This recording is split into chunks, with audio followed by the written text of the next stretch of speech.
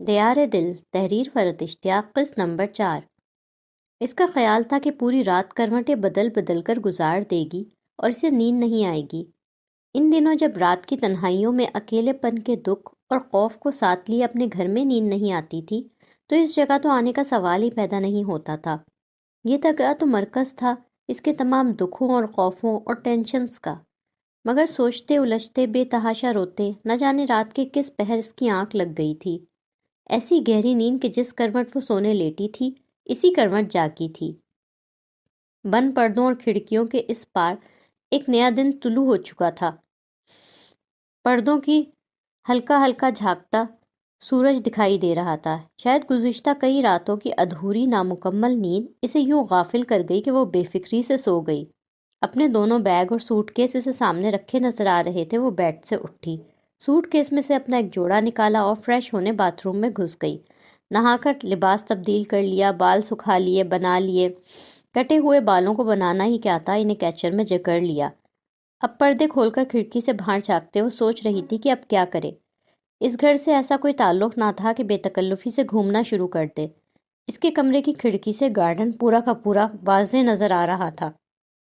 صبح کا صاف شفاف منظر، ہرے بھرے پیڑ، پتے، پھول، پھلوں سے لدے درخت، اس قدرتی منظر کی یہ رعنائی اس کے دل و دماغ کو سکون بخشنے لگی۔ وہ رات کے مقابلے میں اس وقت خود کو زیادہ پرسکون اور زیادہ بہتر محسوس کر رہی تھی۔ اپنے یہاں آنے کے فیصلے پر پچھتانے اور الجھنے کے بجائے اس وقت وہ یہ سوچ رہی تھی کہ صحیح یا غلط، جب وہ یہاں آنے کا فیصلہ کر کے آ چکی ہے تو اب اسے باوقار انداز میں اپنے اس فیصلے کو نبھانا چاہیے۔ وہ آغا جان سے کوئی جھوٹ نہیں بولے گی، فی الحال ولی کے ساتھ طے کی اپنی اس بات کو نبھائے گی خاموشی کے ساتھ، مگر ان 3 مہینوں کے آخر تک آتے آتے وہ آغا جان کو یہ ضرور باور کرا دے گی کہ جو رشتہ برسوں پہلے انہوں نے جوڑا تھا وہ اس سے ناخوش ہے اور اس کا خاتمہ چاہتی ہے۔ لڑائی جھگڑے اور بدمزگی کے ساتھ نہیں بلکہ خوش اسلوبی کے ساتھ۔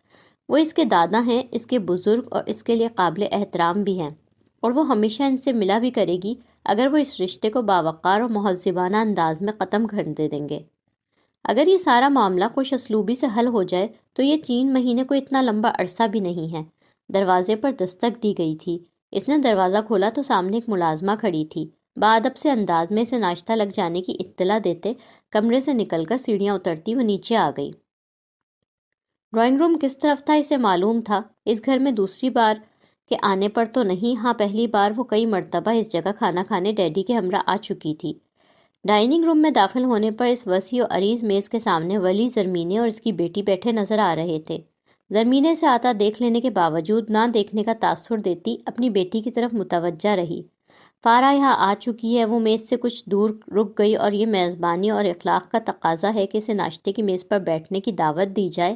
وہ ایسے کسی بھی طرح کے مینرز سے قطعاً عاری نظر آ رہی تھی۔ آؤ فارا، زرمینے کے سامنے والی کرسی پر بیٹھے ولی نے اسے سنجیدگی سے کہا۔ وہ خاموشی سے آ کر ایک کرسی پر بیٹھ گئی۔ کچن سے گرما گرم آملیٹ کی پلیٹ لا کر میز پر رکھی ملازمہ نے، جسے وہ لوگ کل سدو کے نام سے پکار رہے تھے، ولی کے اشارہ کرنے پر میز پر موجود ناشتے کے لوازمات میں سے کئی اشیاء فارا کے آگے رکھ دی گئیں۔ سنجیدہ تاثرات کے ساتھ ان لوازمات کو دیکھے بغیر اس نے کیٹل اٹھا کر ایک کپ میں چائے ڈالی اور آہستہ آہستہ اس کے سپ لینے لگی۔ میز پر موجود وہ تینوں افراد ایک دوسرے سے کوئی بات نہیں کر رہے تھے۔ رات آغا جان موجود تھے۔ وہ اپنی گفتگو سے ماحول کو خوشگوار بھی بنائے ہوئے تھے۔ تب ان لوگوں کے ساتھ کھانا کھانا اتنا مشکل لگ رہا تھا، اس وقت تو اس کا دل چاہ رہا تھا یہاں سے اٹھ کر بھاگ جائے۔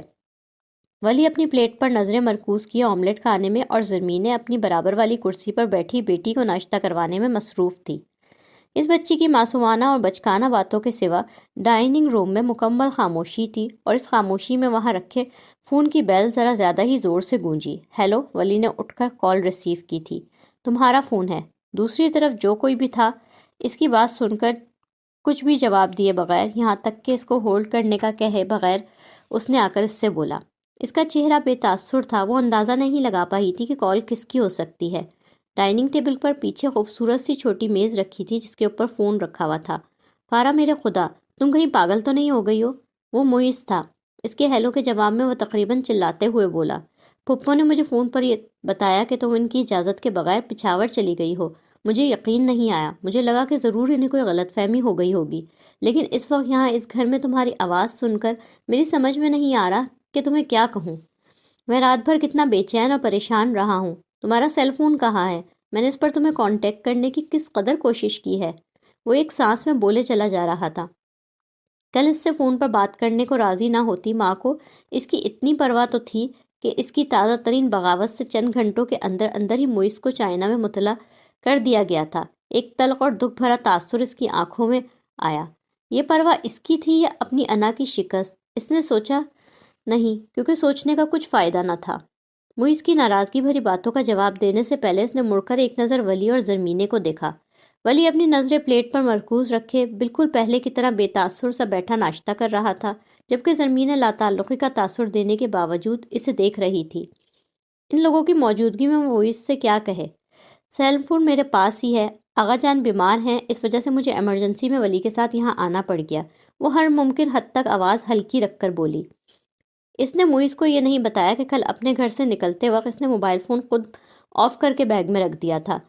وہ جب یہاں آنے کا فیصلہ کر چکی ہے تو پھر اسے تجمل ماموں یا زہرا ممانی یا نورین خالہ کسی کی بھی نصیحتیں یا لیکچر نہیں سننا۔ فضول باتیں مت کرو، آغا جان بیمار ہیں، تمہارے کب سے وہاں ایسے تعلقات ہو گئے جو بیماری کا سن کر تم دوڑی چڑھی آئیں؟ اس طرح کسی سے بھی کچھ پوچھے اور کہے بغیر تم وہاں کس طرح جا سکتی ہو؟ پھپھو اور میں لاہور میں نہیں تھے، لیکن ممی اور بابا تو تھے۔ تم نے ان سے پوچھنا، اجازت لینا تو دور کی بات، انہیں بتانا بھی نہیں مناسب سمجھا۔ تم سے اس حماقت کی تو مجھے بالکل بھی امید نہیں تھی فارا۔ وہ انتہائی جھنجھلایا ہوا لگ رہا تھا۔ وہ جواباً خاموش رہی۔ تمہارا وہاں خلا کا جھگڑا چل رہا ہے، میں نہیں مان سکتا کہ تم وہاں اپنی خوشی سے گئی ہو۔ تم مجھے سچ سچ بتاؤ فارا، تمہیں سورما نے ڈرا دھمکا کر وہاں بلایا ہے نا؟ کہیں تم اس کی کسی بھی طرح کی دھمکیوں سے ڈر کر تو وہاں نہیں چلی گئی؟ اگر ایسا ہے تو مجھے صرف ہاں کہہ دو، باقی سب میں دیکھ لوں گا۔ مجھے پتا ہے وہ تمہارے پیچھے کہیں آس پاس ہی موجود ہے۔ تمہیں ڈرنے کی بالکل بھی ضرورت نہیں، وہ لوگ زبردستی تمہیں وہاں نہیں رکھ سکتے۔ وہ اس کے لیے حد درجہ تشویش اور فکر میں مبتلا لگ رہا تھا۔ اب وہ ولی اور زرمینے کی موجودگی میں اس سے کیا کہے؟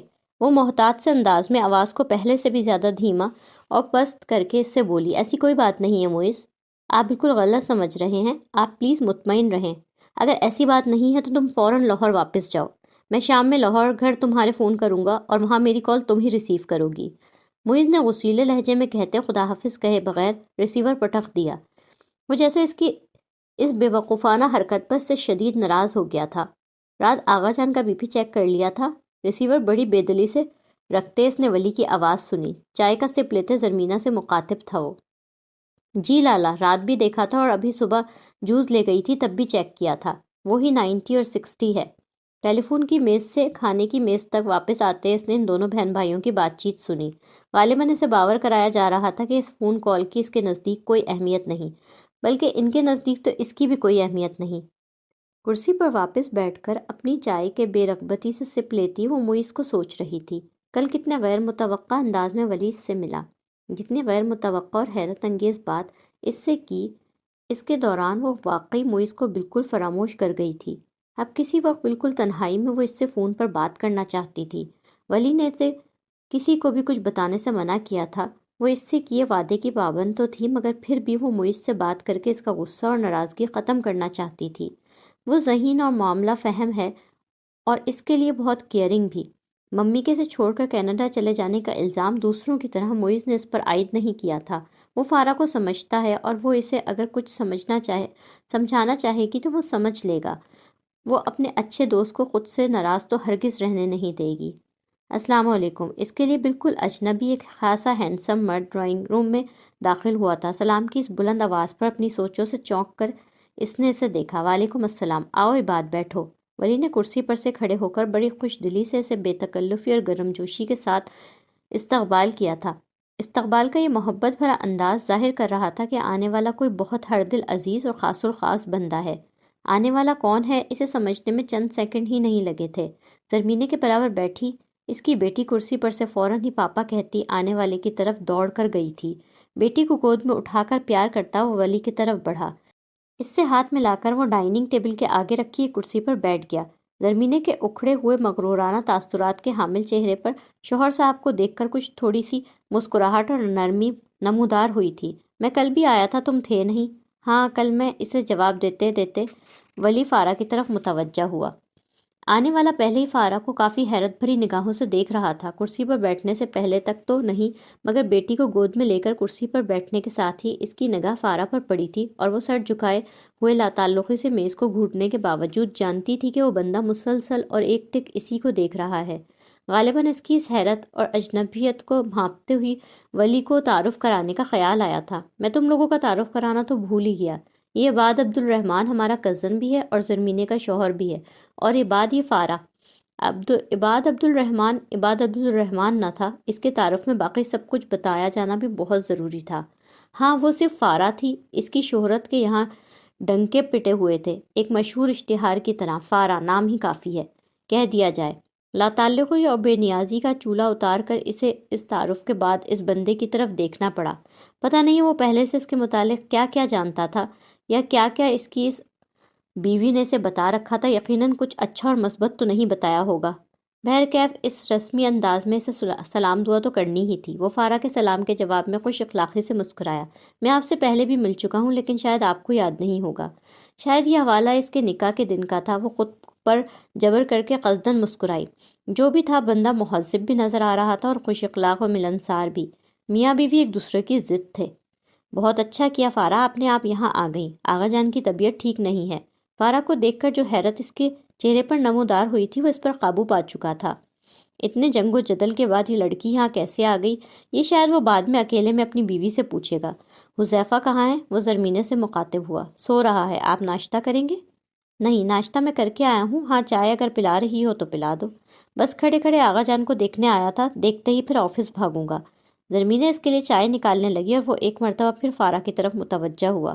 آغا جان آپ کو بہت یاد کر رہے تھے۔ کل بھی جب میں آیا تھا تو سارا وقت وہ مجھ سے آپ کی ہی باتیں کرتے رہے۔ اس کی نگاہیں زرمینے کی طرح الزام دیتی تو نہیں تھی، مگر یہ ضرور بتا رہی تھی کہ آغا جان کی بیماریوں کا سبب کہیں نہ کہیں وہی ہے۔ آخر یہ سب لوگ اسے یہ کیوں باور کرانا چاہتے ہیں کہ ایک شخص جس سے وہ جب زندگی میں پہلی بار ملی تھی تب بھی اسے بستر پر ہی پڑا دیکھا تھا، وہ آج اگر اس بیماری میں مبتلا ہے تو اس کی وجہ صرف یہ ہے؟ وہ بری طرح جھنجھلائی۔ عباد کو چائے دے کر زرمینے کچن میں چلی گئی۔ وہ اپنا چائے کا کپ کا خالی کر چکی تھی، مگر مروتاً بیٹھی ہوئی تھی، جبکہ عباد اب بڑی سنجیدگی سے ولی کے ساتھ گفتگو میں مصروف تھا۔ وہ کسی ڈاکٹر کے متعلق ولی کو بتا رہا تھا۔ آقا جان کا جو علاج چل رہا ہے وہ تو چل رہا ہے، لیکن ایک سیکنڈ اوپینین کے لیے اگر کسی دوسرے ڈاکٹر سے بھی مشورہ لیا جائے تو کوئی حرج نہیں۔ ان کے بیچ بہت دوستی اور انڈرسٹینڈنگ ہے، یہ ان دونوں کی بات چیت کرنے کے سے اندازہ ہو رہا تھا۔ زرمینے کچن سے ایک ٹرے لے کر نکلی تھی۔ زرمینے آغا جان کا ناشتہ فارا لے جائے گی۔ ولی اپنی گفتگو درمیان میں روک کر زرمینے سے بولا، جس کے چہرے پر یکدم ہی ناگواری سے بھرپور تاثر پھیل گیا۔ بھائی کا قطعی انداز دیکھ کر وہ کچھ کہہ تو نہیں سکی، مگر اس کا غصہ اور جھنجھلاہٹ اس کے چہرے سے صاف عیاں تھا۔ وہ کب سے یہاں سے اٹھنے کا کوئی بہانہ چاہ رہی تھی۔ اسے یہ تجویز اتنی بھائی کے جھٹ کرسی پر سے اٹھ کر زرمینے کے ہاتھ سے ٹرے لے کر فوراً ڈائننگ روم سے نکل گئی۔ اس جگہ وہ اس ماحول سے نکلتے ہی اس نے سکون کا سانس لیا۔ آہا، آج تو مزے آ گئے محمد مختار خان کے۔ ڈاکٹر فارا بہروز خان کے ہاتھوں کا بنا ناشتہ مل رہا ہے انہیں۔ وہ جاگے ہوئے تھے، اسے دیکھتے ہی کمزور سی آواز میں خوش دلی سے بولے۔ ان کے چہرے پر مسکراہٹ پھیلی تھی، خوشیوں سے بھری مسکراہٹ۔ یہ میں نے نہیں، زرمینے نے بنایا ہے آغا جان۔ اس نے ٹرے سائڈ کی میز پر رکھتے فوراً ہی تصحیح کی۔ اس نے کل دیکھا تھا کہ وہ خود اٹھ کر بیٹھ نہیں سکتے، اس لیے اٹھ کر بیٹھنے میں ان کی مدد کری۔ وہ بیٹھ چکے اور اس نے ناشتے کی ٹرے ان کے سامنے رکھ دی، تب انہوں نے اسے بھی ہاتھ پکڑ کر اپنے پاس بیڈ پر ہی بٹھا لیا۔ بیٹھنے کے بعد اس نے انہیں دیکھا تو وہ بہت بھرپور سے انداز میں مسکراتے ہوئے نظر آئے۔ اسے ان کی بوڑھی اور بیمار آنکھیں کسی شرارت سے مسکراتی نظر آئیں۔ اگر تمہاری شکل بہروز سے نہ ملتی ہوتی تب بھی اسے جاننے والا کوئی بھی شخص تم سے مل کر فوراً بتا دیتا کہ تم بہروز کی بیٹی ہو۔ ضدی، اکڑ اور چہرے پر یہ اونچی لمبی ناک صرف دکھانے کے لیے نہیں سجی، بلکہ اصل میں ہر معاملے میں ناک اور انا کا مسئلہ بھی ہے۔ اب اگر ناشتہ ہم نے نہیں بنایا تو ہم ناشتہ بنانے کا کریڈٹ کیوں لیں؟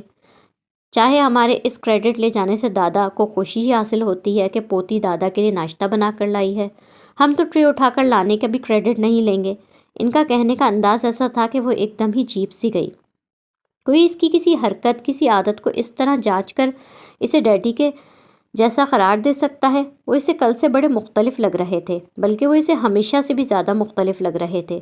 وہ ان سے ان برسوں میں جتنی بار بھی ملی تھی ان سب سے مختلف۔ بیمار نظر آنے کے باوجود وہ بہت خوش، بہت مطمئن اور کافی زندہ دل سے لگ رہے تھے۔ تم نے ناشتہ کر لیا؟ ناشتہ شروع کرنے سے پہلے انہوں نے اس سے پوچھا۔ تھوڑا سا میرے ساتھ بھی کھا لو۔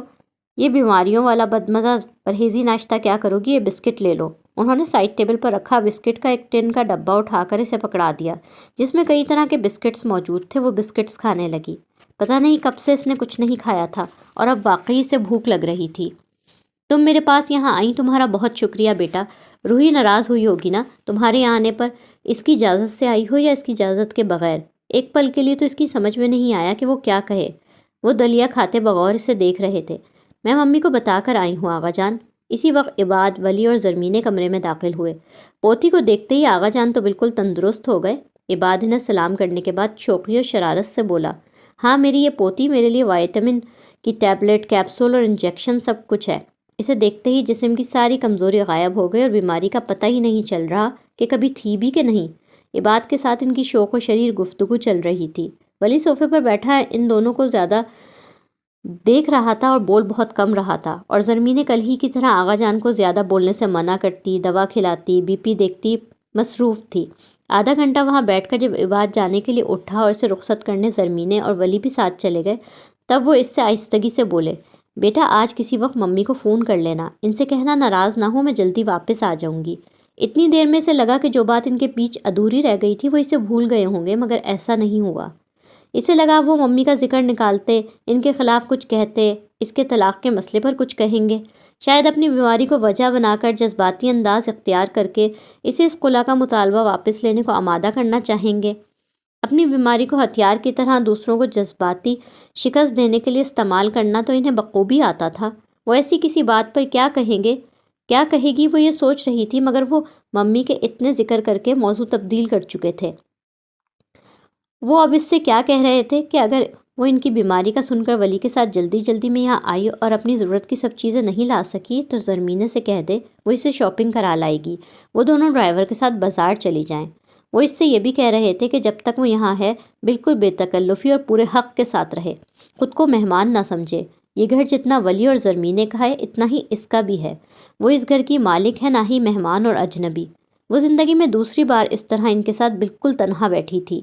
پہلی بار بیٹھی تھی جب وہ اس کا میڈیکل کالج میں داخلہ کروانے گئے تھے، اس کے ساتھ فارم لینے کے لیے گئے تھے۔ انہوں نے ولی کو کہیں کسی کام سے بھیج دیا اور پھر جب وہ فارم خرید چکی تب وہ اس سے بولے تھے، ولی تو بھی آیا نہیں، چلو ہم یہیں بیٹھ کر فارم فل کر لیتے ہیں۔ آج وہ کھڑے کھڑے کئی لوگوں کو داخلے کے فارم بھروا دیتی ہے، تب میڈیکل کالج میں داخلے کا وہ فارم اسے بے انتہا مشکل اور پیچیدہ لگ رہا تھا۔ وہ اسے لے کر ایک بینچ پر بیٹھ گئے، آنکھوں پر ریڈنگ گلاسز لگائے انہوں نے اس کا فارم بھروانا شروع کیا۔ ان کے فارم فل کرانے اور روانی سے انگریزی بولنے پر اس نے ان کے تعلیم یافتہ ہونے کا احساس ہوا۔ تب اسے یہ جان کر اور زیادہ دکھ ہوا کہ تعلیم یافتہ ہونے کے باوجود وہ اتنے جابر اور دوسروں پر اپنے فیصلے مسلط کر دینے والے انسان ہیں۔ گارجین کے طور پر انہوں نے ہر جگہ اپنا نام لکھوایا تھا اور جہاں کہیں فارم پر سرپرست کے دستخط چاہیے تھے وہاں انہوں نے اپنے دستخط بھی کیے تھے۔ انہوں نے ہر جگہ بڑے سنبھل کر دستخط کیے تھے۔ ان کے ہاتھوں میں لرزش تھی، ایسی لرزش جیسی کسی بیمار اور کمزور ہاتھوں میں ہوتی ہے۔ بڑے نرم و شیریں محبتوں میں ڈوبے لہجے میں وہ اس سے باتیں کر رہے تھے۔ میری خواہش تھی تم میڈیکل کی تعلیم پشاور سے حاصل کرتی، میرے ساتھ میرے پاس رہتی، لیکن خیر جو میرے رب کی مرضی۔ وہ ان سے ہدایات لیتی فارم فل کر رہی تھی اور وہ یہ دیکھنے کے ساتھ کہ فارم صحیح بھرا جا رہا ہے یا نہیں اس کے ساتھ باتیں بھی کرتے رہے تھے۔ داخلہ تو تمہارا انشاءاللہ ہو ہی جائے گا، اب میڈیکل کالج سے بڑے شاندار انداز میں تمہیں MBBS کر کے نکلنا ہے۔ جس روز تم ڈاکٹر بن جاؤ گی نا فارا، بہروز کی روح بہت خوش ہوگی۔ تمہیں ڈاکٹر بنانے کی اس کی بہت خواہش تھی نا؟ تب اس نے بہت چونک کر سر اٹھا کر انہیں دیکھا تھا۔ اس کے اسکول کالج کا ہر فارم ڈیڈی سے پاس بٹھا کر بھروایا کرتے تھے۔ وہ اس وقت ان کی کمی شدید محسوس کرتے حد درجہ درگرفتہ تھی۔ اس کی آنکھوں میں بار بار آنسو بھی آ رہے تھے۔ آغا جان کے لبوں سے ڈیڈی کا نام سنتے ہی اس نے نظر اٹھا کر انہیں دیکھا۔ اسے ان کی آنکھوں میں بھی نمی نظر آئی اور پتہ نہیں کیوں، لیکن اس کا دل چاہا وہ ان کے سینے پر سر رکھ کر ڈیڈی کو یاد کر کے بہت سا روئے، بہت آنسو بہائے۔ جو اس کے باپ کی موت کا سبب تھا وہ اس کے سینے پر سر رکھ کر رونا چاہتی ہے۔ اپنی اس عجیب و غریب خواہش کو بمشکل دبا کر خود کو جھڑکتی وہ اسی طرح بیٹھی رہی۔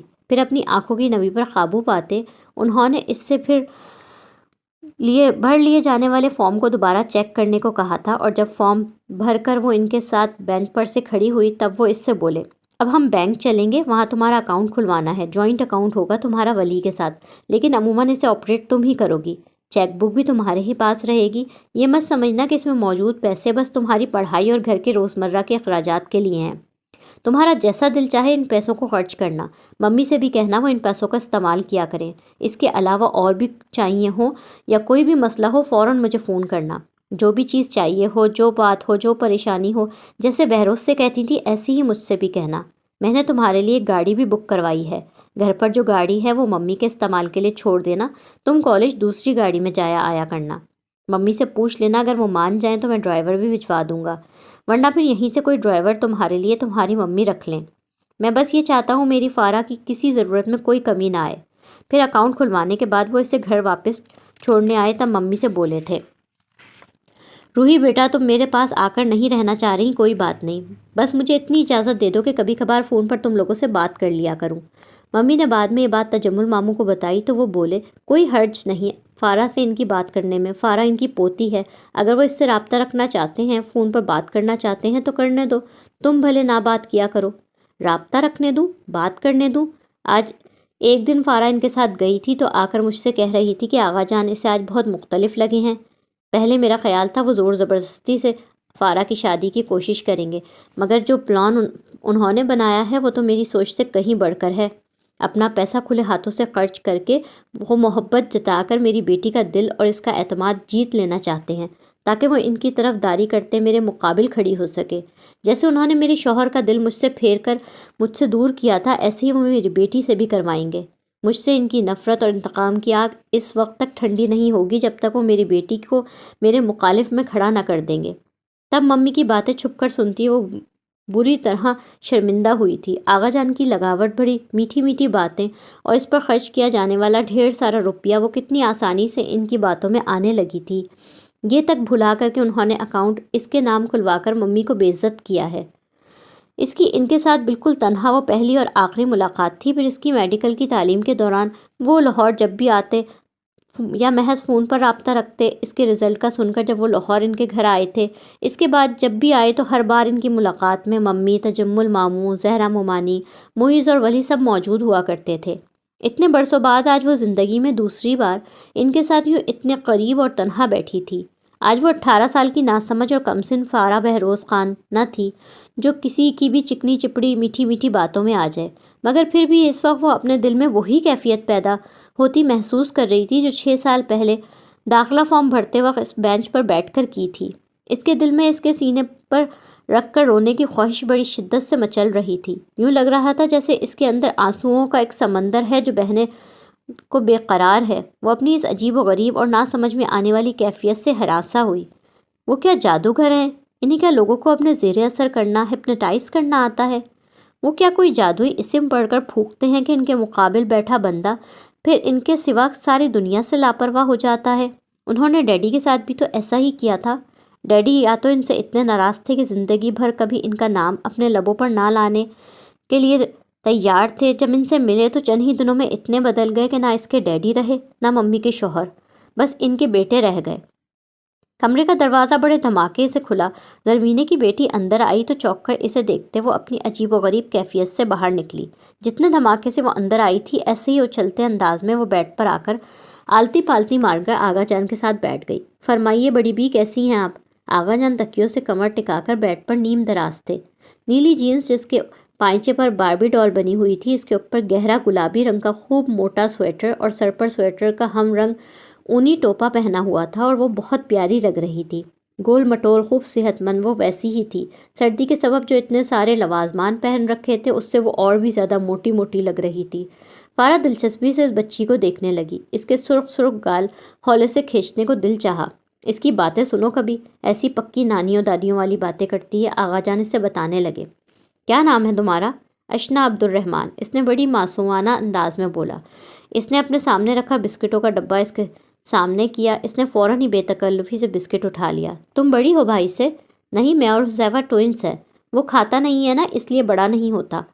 اس نے فوراً ہی آغا جان کی بات کی تصدیق کرتے ہوئے پکے پن کا ثبوت بھی فراہم کر دیا۔ دیکھا کیا کہا تھا میں نے تم سے؟ آغا جان بلند آواز سے قہقہہ لگا کر ہنسے۔ نہ جانے کتنے مہینوں بعد آج وہ ہنسی تھی، اتنی ہنسی اسے خود اجنبی بھی لگی اور بہت اچھی بھی، مگر اس کی یہ طویل عرصہ بعد کی ہنسی ولی کو دیکھتے ہی فوراً غائب ہو گئی۔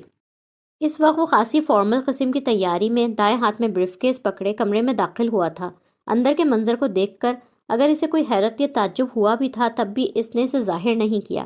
اسے دیکھتے ہی اس نے چہرے پر سے مسکراہٹ کا ہر نشان ہٹا کر سنجیدگی طاری کر لی۔ وہ اس پر اور اشنا پر ایک سرسری نگاہ ڈالتا آغا جان کے پاس آ گیا اور ان کے قریب جھک کر بولا، آغا جان میں جا رہا ہوں۔ اس نے ان کے دائیں ہاتھ کو اپنے ہاتھ میں لے کر چوما اور بڑی محبت اور چاہت سے انہیں دیکھ رہا تھا۔ ان کی طرف دیکھتے ہر بات اس کے چہرے پر بے تاثر خشک انداز گہری محبت میں بدل جاتا تھا۔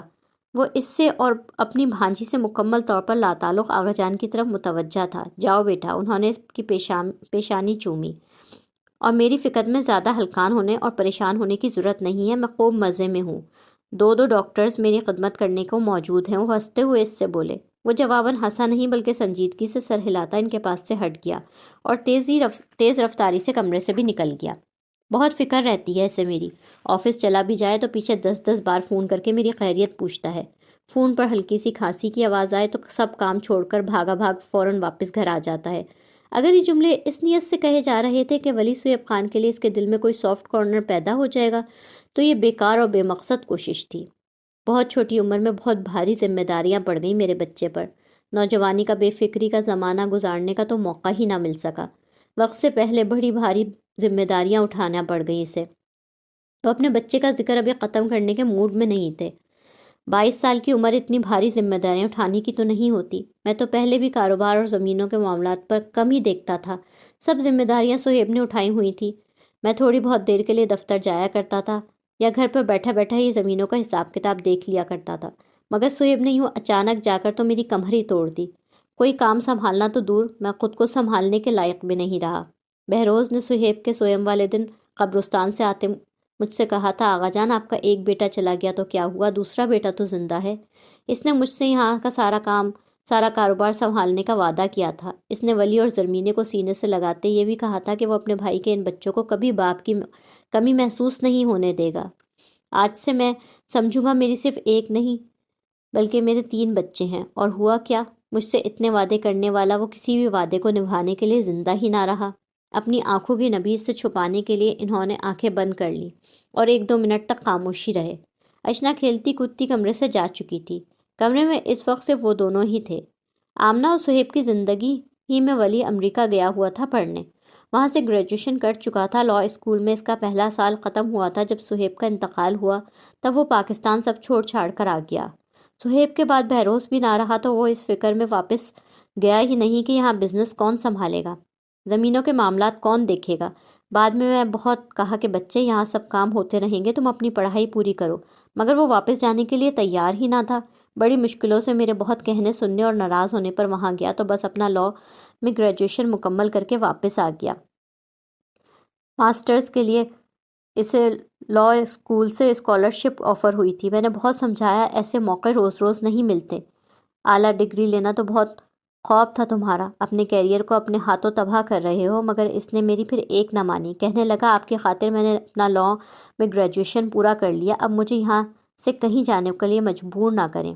وہ اس ذکر سے تب متاثر ہوتی نہ اب۔ شاندار کیریئر، لاء اسکول سے اسکالرشپ، دلکش بلاوے، ڈالرز کی خیر کن چمک دھمک، عروج، کامیابیاں، سب یہاں کی اس کروڑوں کی جائیداد سے زیادہ پرکشش تو نہیں ہو سکتے۔ ان سب کی قربانیاں دے کر ٹھکرا کر انہیں چھوڑ کر پاکستان آنے کا اس نے کون سا احسان کیا؟ جس کروڑوں کی جائیداد کا وہ تنہا وارث بنا ہوا تھا، اس کی ذمہ داریاں سنبھال کر دیکھ بھال کر کے وہ کس پر احسان کر رہا تھا؟ کاروبار، زمینوں، باغات کی دیکھ بھال اور ان تمام امور کی ذمہ داریاں سنبھال کر بوڑھے دادا کا دل بھی جیت لیا تھا، سب کچھ اپنے نام بھی کروا لیا تھا، اور آپ کی خاطر کریئر چھوڑ کر آئے کا احسان تلے انہیں دبا بھی دیا تھا۔ وہ ان کا دست راست تھا۔ آغا جان اگر بادشاہ تھے تو وہ ان کا ولی عہد تھا، جس نے ان کی زندگی میں ہی سارے اختیارات اپنے نام کروا رکھے تھے۔ اسے دولت جائیداد سے کوئی مطلب غرض نہ تھی، لیکن اتنا تو بہرحال اس کے علم میں تھا کہ آغا جان نے اپنی وصیت تیار کی ہے یا نہیں۔ اور باقاعدہ کوئی چیز کسی کے نام کی ہے یا نہیں، مگر ولی صہیب خان کو یہ قانونی حق ضرور دے رکھا ہے کہ جہاں وہ دستخط کر سکتے ہیں وہاں ولی صہیب خان بھی دستخط کر سکتا ہے۔ ان کے ہر کاروباری معاملے، جائیداد سے متعلق امور، روپے پیسے کا لین دین اور تمام بینک اکاؤنٹس میں ان کے ساتھ جو دستخط چل سکتے ہیں اور جو چل رہے ہیں وہ صرف اور صرف ولی صہیب خان کے ہی ہیں۔ اب وہ اس سے اس بات پر کیوں کر متاثر ہو سکتی کہ اس نے اپنے قیمتی تعلیمی سال، کاروبار اور جس کا وہ واحد مختار بنا بیٹھا ہے، اس کی ذمہ داریاں سنبھالنے کے لیے ضائع کر دیا۔ اس کی ان قربانیوں کو وہ قربانیاں اس وقت مانتی جب وہ اپنا کریئر اور کامیابیاں چھوڑ کر ایک بے تحاشا امیر کبیر دادا کے لیے نہیں بلکہ ایک غریب بے آسرا دادا کے لیے واپس آیا ہوتا۔ آغا جان، آج لنچ میں کیا لیں گے آپ؟ زرمین کمرے میں داخل ہوئی تھی۔ پشاوری بیف ٹکا، خوب ساری گھی میں پکا کڑھائی گوشت، خوب تیز مسالوں اور نمک والے چپلی کباب اور میٹھے میں دیسی گھی کی خوشبوؤں سے مہکتا اخروٹ کا حلوہ۔ انہوں نے بڑی روانگی سے اپنا لنچ کا مینیو اس کے گوش گزار کیا اور ساتھ ہی شرارتی نگاہوں سے زرمینے کو دیکھا، ایسے جیسے جانتے تھے وہ اس پرہیزی کا سن کر اپنے دل ہی کو تھام لے گی۔ ہائے ہائے، کیا دن تھے جب میں اتنے مزے مزے کے کھانے کھایا کرتا تھا، اب تو نصیب میں بدمزہ پرہیزی کھانے لکھ دیے گئے ہیں۔ شرارتی مسکان لبوں پر لا کے انہوں نے ایک سرد آہ بھری۔ تو زرمین عبد الرحمن، قصہ کچھ یوں ہے کہ جو آپ کی مرضی ہو اور جو آپ کا دل چاہے کھلا دیں، بغیر گھی اور نمک کے ہر سالن ایک سا ہی لگتا ہے۔ زرمین شاید ان کمنٹس پر کوئی بے تکلفانہ تبصرہ کرنا چاہتی تھی، اس نے لب کھولے مگر پھر اس کی موجودگی کے سبب سنجیدہ ہی کھڑی رہی۔ میرے لیے کچھ بھی بنا لو بیٹا، ہاں سدھو سے کہنا لنچ میں کوئی نہ کوئی چائنیز ڈش ضرور بنا لے۔ یہ جو میری پوتی صاحبہ ہے نا، انہیں پھیکے سیٹے بدمزہ چینی کھانے پسند ہے۔ وہ اس کی طرف اشارہ کرتے زرمینے سے بولے۔ وہ فارا کی طرف دیکھے بغیر محض سر ہلاتی کمرے سے فوراً واپس چلی گئی۔ اس نے انہیں اپنی پسند اور ناپسند تو کبھی نہیں بتائی۔ اس سے ان کی فون پر جب بھی بات ہوتی بہت نپی تلی اور بہت مختصر ہوتی، اور اسے یاد نہیں تھا کہ اس نے کبھی انہیں اپنے کھانے پینے یا اپنی پسند ناپسند سے آگاہ کیا ہو۔ مجھے بہروز نے بتایا تھا، صہیب کے انتقال پر جب تم اور روحی یہاں آئے تھے، اس رات بہروز نے مجھے تمہاری بہت ساری باتیں بتائی تھیں۔ وہ اس دن کو یاد نہیں کرنا چاہتی تھی، اس لیے نہ کچھ بولی اور نہ خود کو مزید کچھ سوچنے دیا۔ بیٹا، زرمینے کے کسی رویے کا برا مت ماننا، تھوڑی جذباتی اور غصے کی تیز ہے مگر دل کی بہت اچھی ہے۔ میری دونوں کی دونوں پوتیاں ایسی ہی ہیں، ضدی، جذباتی، غصے کی تیز، تھوڑی سی مغرور مگر دل کی بہت اچھی۔ انہوں نے شاید یہ جان لیا کہ اس وقت اس گھر میں موجود یہ دو لڑکیاں ایک دوسرے کے خلاف شدید نفرت اور عداوت رکھتی ہیں، اور ان کے تعلقات رسم دنیا کا لحاظ رکھتے سرسری، رسمی یا اوپری انداز میں بھی ہرگز اچھے نہیں۔ وہ جواباً خاموش رہی مگر دل میں اس نے یہ ضرور سوچا کہ جس دوسری پوتی کا ذکر ہے وہ خود ہے، اور اسے زندگی میں پہلی بار کسی نے ضدی اور جذباتی قرار دیا تھا، اور ساتھ یہ بھی بتا دیا تھا کہ وہ دل کی بہت اچھی ہے۔ اپنے متعلق اس نے اچھے بھی اور برے بھی بہت سے کمنٹ سن رکھے تھے مگر ضدی اور جذباتی اسے کسی نے پہلی بار کہا تھا۔ اس کے دل کی اچھائیاں بھی شاید کسی نے پہلی بار دریافت کی تھیں۔ اس کے متعلق سب سے اچھے کمنٹس موئز دیا کرتا تھا، وہ اسے سادہ، مخلص، خوش اخلاق، ذہین اور صاف گو قرار دیا کرتا تھا۔ ان میں ذہین اور مخلص وہ تھی، سادہ والی خوبی ذرا مشکوک سی تھی، اور خوش اخلاق تو وہ ہرگز نہیں تھی۔ یہ وہ خوبی تھی جو موئز اس میں زبردستی دریافت کر کے لاتا تھا۔ وہ خوش اخلاق صرف ان لوگوں کے ساتھ ہوتی تھی جو اسے اچھے لگتے تھے، جو اچھے نہیں لگتے پھر وہ مروتاً، رسمتاً، اخلاقاً، مصلحتاً یا دنیاوی لحاظ سے بھی ان کے ساتھ اخلاق نہ برتتی تھی۔ اچھے لفظوں میں اسے صاف گو، دل کی صاف، جو دل میں وہی چہرے اور زبان پر منافقت سے آری وغیرہ کہا جا سکتا ہے، اور برے الفاظ میں بد لحاظ، منہ پھٹ، بد اخلاق، بے مروت اور بدتمیز۔ اس خوبی کے ساتھ وہ نڈر اور بے خوف بھی تھی، جو اس کے دل میں ہے وہ زبان پر لاتے کبھی ہچکچاتی نہیں تھی۔ لوگ مصلحت سے کام لیتے ہیں اور ہر بات صاف صاف لوگوں کے منہ پر بول کر دوست کم اور دشمن زیادہ بنا لیا کرتے ہیں۔ اسے احساس ہوا آغا جان زرمینے اور اس کی عادات کو ایک سا قرار دے رہے ہیں۔ اس گھر میں شاید وہ کسی کو بھی اچھی نہیں لگتی، مگر یہ جرأت صرف زرمین عبد الرحمن ہی میں تھی کہ وہ منہ پر اس سے نفرت کا اظہار کر سکے۔ ویسے تو ضد، غصہ، غرور، اکڑ ہماری خاندانی صفات ہیں، مگر تم دونوں بہنوں میں یہ ذرا زیادہ ہی شدت سے پائی جاتی ہیں۔ جوانی میں بھی ایسا ہی تھا، بہروز بھی ایسا ہی تھا۔ ہاں، صہیب تھوڑا مختلف تھا، اس میں لحاظ، مروت، اخلاق، معاملہ فہمی ذرا زیادہ تھی۔ وہ اپنی ماں پر پڑا تھا اور بہروز مجھ پر۔ تمہاری دادی صہیب اور ولی ایک طرح کے ہیں، بہروز تم زرمینے ایک طرح کے، خون کا اثر ہے۔ تم دونوں بہنوں کا ان خوبیوں میں نہ کوئی کمال ہے نہ قصور۔ آغا جان بڑے پرلطف انداز میں مزید گویا ہوئے۔ زرمینے کے لیے بہن کا لفظ اس نے ذرا مشکلوں سے ہضم کیا۔ جن بدنام زمانہ صفات اور عادات کو وہ ڈیڈی کے خاندان کے ساتھ جوڑتی ان کی ممی کو بکثرت بولتے سنتی تھی۔ آغا جان بڑے اطمینان سے انہیں فخریہ قبول کرتے ہوئے بتا رہے تھے کہ ان کا خاندانی اور موروثی صفات ہیں۔ لنچ تک وہ یوں ہی ان کے ساتھ بیٹھی رہی۔ وہ بولتے بولتے تھکنے لگتے تو بیڈ پر لیٹتے، اس کے ہاتھ میں اخبار پکڑا دیتے اور بولتے مجھے سناؤ، مار دھاڑ خون خرابے کی خبریں نہیں سنانا، کھیلوں کی خبریں سنا دو، شوبز کے چٹپٹے قصے سنا دو۔ وہ لوگ دوپہر کا کھانا شروع کرنے والے تھے کہ ولی کا فون آ گیا۔ وکیل صاحب تسلی رکھیے، ایک ڈاکٹر میرے دائیں بیٹھی ہے اور ایک بائیں۔ اس مہنگائی کے دور میں لوگوں کو ایک ڈاکٹر بمشکل دستیاب ہوتا ہے، میرے پاس تو دو ہیں، اور وہ بھی تھوڑی بہت دیر کے لیے نہیں بلکہ راؤنڈ دا کلاک۔ اسے کبھی بھی اس بات کا اندازہ نہیں تھا کہ وہ اتنے خوش اخلاق اور خوش مزاج ہیں۔ خبردار جو میری پوٹیوں کی قابلیت پر کوئی شبہ کیا ہو تو۔ آپ نے پریکٹس نہ کی، اگر کرتے تو کتنے برے وکیل ثابت ہوتے، یہ تو زمانہ جانتا ہے، اور میری پوتیاں ذہین، قابل، لائق، فائق ہیں۔ سامنے بیٹھی زرمینے بیٹے کے منہ میں نوالے ٹھوسنے میں مصروف تھی، مگر اس کے چہرے پر پھیلے مغرورانہ تاثرات بتا رہے تھے کہ وہ اپنا ذکر مسلسل اور متواتر اس کے ساتھ لفظ پوتیوں کی صورت میں ہرگز خوشی سے نہیں سن رہی۔ کل بھی اور آج بھی اس نے زرمینے کو جس ماہرانہ انداز میں آغا جان کا پی پی چیک کرتے، نبض دیکھتے، دوا دیتے اور خالص ڈاکٹرانہ انداز میں نیند صحیح آئی، بھوک صحیح لگی وغیرہ وغیرہ جیسے سوالات کرتے سنا، ان سے اسے ایسا ہی کچھ لگا تھا۔ اسے یاد آیا آغا جان نے ایک آدھ بار زرمینے کی مشکل پڑھائی اور کالج جانے آنے کا ذکر کیا تھا، مگر اس نے دھیان دے کر نہیں سنا کبھی۔ شادی کے بعد میڈیکل کی ٹف پڑھائی اور ساتھ میں بچوں کی ذمہ داری بھی۔ اسے نہ چاہتے ہوئے بھی اپنی اس ہم عمر کزن کو ایک اور تعریفی سرٹیفکیٹ عطا کرنا پڑا۔ دشمن میں بھی اگر کوئی خوبی ہے تو اس کا اعتراف کر لینا چاہیے کہ یہی بڑائی اور اعلیٰ ظرفی کا ثبوت ہے۔ فون پر ولی سے مختصر سی گفتگو کرنے کے بعد آغا جان بھی کھانے میں شریک ہو گئے تھے۔ لائک، کامنٹس، شیئر کریں اور تازہ ترین اپڈیٹس کے لیے سبسکرائب کریں۔